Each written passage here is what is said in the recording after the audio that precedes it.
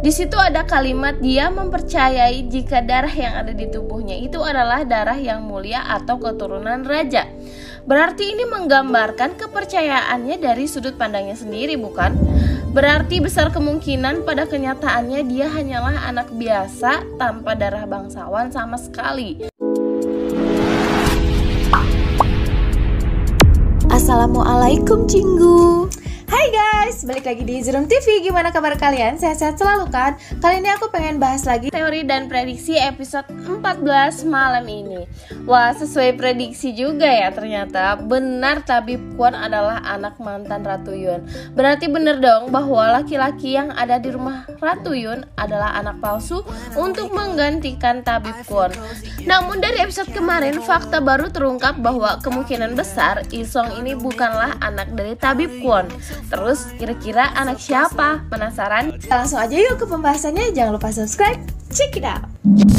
Di episode kemarin baru diperlihatkan bahwa saat Ratu Yun sudah keluar dari istana, Tabib Kwon yang nama aslinya Pangeran Ikhyun masih sangat muda. Berarti saat Raja Iho naik tahta, kecil kemungkinan Tabib Kwon bisa memiliki anak. Apalagi di scene flashback dendam Ibu Suri pada Ratu, ketika Ratu masih jadi putri mahkota dan Ratu Yun masih menjabat jadi ratu, di situ logikanya Tabib Kwon akan lebih muda lagi, bukan? Dari sini aku memikirkan sebuah teori menarik. Di preview kita tuh tahu akan ada pembahasan tentang kemandulan. Aku mulai memikirkan bisa jadi dulu saat Selir Huang diangkat menjadi selir, dia itu mengalami kemandulan sehingga sulit mendapatkan keturunan. Nah, untuk mengamankan posisinya, akhirnya dia pura-pura mengandung dan mengadopsi Pangeran Isong dari luar istana.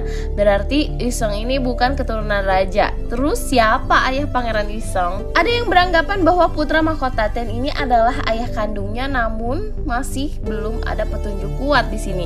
Dan juga seandainya ini benar tuh berarti dia merupakan anak di luar nikah. Jadi seharusnya dia tidak pantas diangkat menjadi pangeran. Kemungkinan yang kedua, dia hanya anak biasa dan tidak memiliki keturunan bangsawan.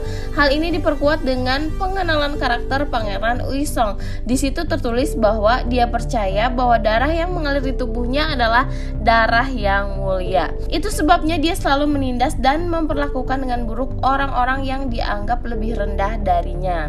Di situ ada kalimat dia mempercayai jika darah yang ada di tubuhnya itu adalah darah yang mulia atau keturunan raja. Berarti ini menggambarkan kepercayaannya dari sudut pandangnya sendiri, bukan?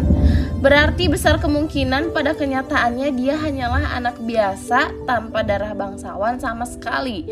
Wah, saat kenyataan ini terungkap, ini jelas bisa jadi hukuman yang berat untuk Pangeran Isong, di mana hal yang dia yakini dari lahir hanyalah sebuah kebohongan dari keserakahan Selir Huang yang dianggap ibunya. Gimana nih menurut kalian? Mana yang lebih masuk akal? Tulis di bawah ya. Sekarang Ratu sudah mengetahui bahwa Tabib Kwon terlibat dalam kematian putra mahkota.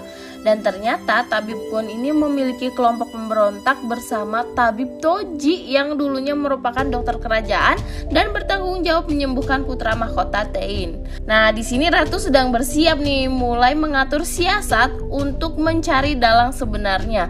Sedangkan para pemberontak juga akhirnya ingin memanfaatkan Ratu untuk menekan raja untuk membuka kembali catatan raja sebelumnya.